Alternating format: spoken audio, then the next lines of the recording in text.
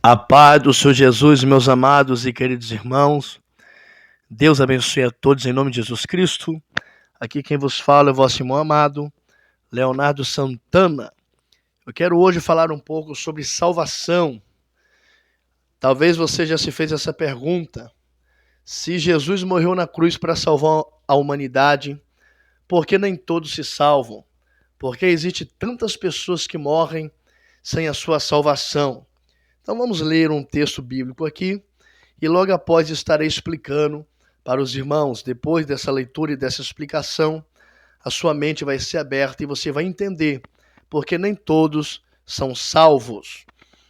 Evangelho de Jesus Cristo, segundo escreveu o apóstolo São João, no seu capítulo 3, versículo 16, é o texto áureo da Bíblia Sagrada. Diz assim: porque Deus amou o mundo de tal maneira que deu seu Filho unigênito, para que todo aquele que nele crê não pereça, mas tenha vida eterna. Nós sabemos que Jesus Cristo, ele sai do seu trono de glória, ele esvazia-se de si mesmo, como diz o apóstolo Paulo, e vem à terra como homem, nasce de uma virgem chamada Maria, cumpre-se o seu ministério de 3 anos e meio aproximadamente, e com 33 anos Jesus agora vai ao Calvário.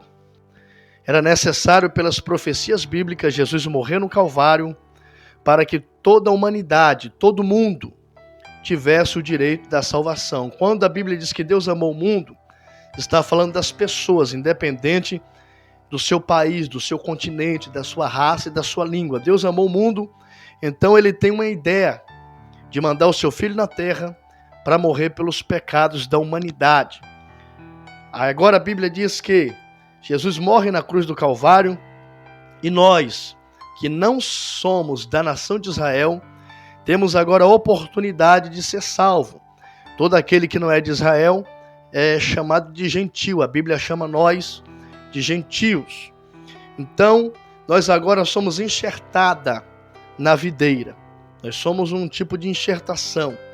Amém? Então a Bíblia diz que todo homem agora, ele tem a oportunidade de ser salvo. Só que a pessoa, para ser salva, ela primeiro tem que crer e confessar Jesus Cristo como seu Salvador, como diz em Romanos capítulo 10, versículo 9.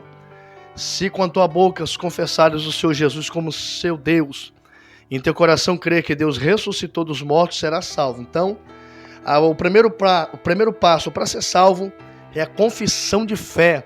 É confessar que Jesus Cristo é o seu único e suficiente Salvador. Segundo passo, tem que perseverar. Mateus capítulo 24, versículo 13. Mas aquele que perseverar até o fim será salvo. Então observe que a salvação é como se fosse um convite. Você recebe o convite para ir para uma festa, mas você só vai participar da festa se você for. Assim a salvação é um convite. Todos os homens da terra estão sendo convidados para ser salvos, mas cabe a pessoa ir ou não para o céu, para a festa, né? Como eu estou dando esse exemplo. Então Jesus morre na cruz do Calvário e ele abre uma porta de salvação. Agora o homem, ele tem algo chamado livre-arbítrio. O homem escolhe o destino que ele quer. Observe que nem todos querem a oportunidade da salvação. Jesus, ele já pagou o preço. A única coisa que ele quer de nós é que nós confessamos a ele como seu Salvador, abandonamos as práticas ilícitas e desagradáveis a Deus e que possamos caminhar uma vida de comunhão e de santidade para com ele. Então, existe uma indagação: por que Deus morreu na cruz através do seu Filho e nem todos são salvos? Isso é o que nós chamamos de livre-arbítrio. O homem tem a sua escolha. Nós não somos programados. O que é uma pessoa programada? O robô, ele é programado para fazer aquilo que o seu senhor, o seu fabricante quer. Mas Deus não nos fez como robô. Deus colocou dentro do homem algo chamado livre-arbítrio. Observe que lá no Éden, Adão e Eva teve o livre-arbítrio de escolher comer ou não fruto proibido. Observe que Deus deu livre-arbítrio até para os anjos. Observe que Lúcifer, ele teve a escolha, né, de se rebeliar contra Deus ou continua obedecendo. Deus, ele não fez ninguém como se fosse um robô mecanizado, ele deu ao homem livre-arbítrio. Então todo homem, toda mulher tem o seu livre-arbítrio, ou escolher a salvação, ou escolher a perdição. Então Jesus morreu por todos, só que existe a crença, a confissão. Só vai ser salvo aquele que crê, aquele que confessar, aquele que se santificar e aquele que perseverar. Nós não acreditamos na doutrina da predestinação, a qual os nossos irmãos calvinistas eles pregam, que a pessoa ela já nasce eleita para ser salva, já foi predestinada para ser salva, mas aí fica complicado, porque Deus ele faria acepção de pessoas, salvaria um e outros não. Então a morte de Cristo seria em vão. Então nós cremos que todos foram chamados para ser salvos, mas aí o livre-arbítrio é que nos faz escolher. Às vezes a gente fica até triste, uma pessoa morre sem a sua salvação, mas ela quis assim, ela teve o seu livre-arbítrio. A morte de Cristo não foi em vão, ele morreu para abrir uma espécie de porta para nós gentios. A porta está aberta, agora cabe eu e você escolher a porta da salvação. Romanos 10:9, confessando a ele como seu único e suficiente Salvador. Amém, meus irmãos? Eu espero que os irmãos possam ter entendido um pouco, né?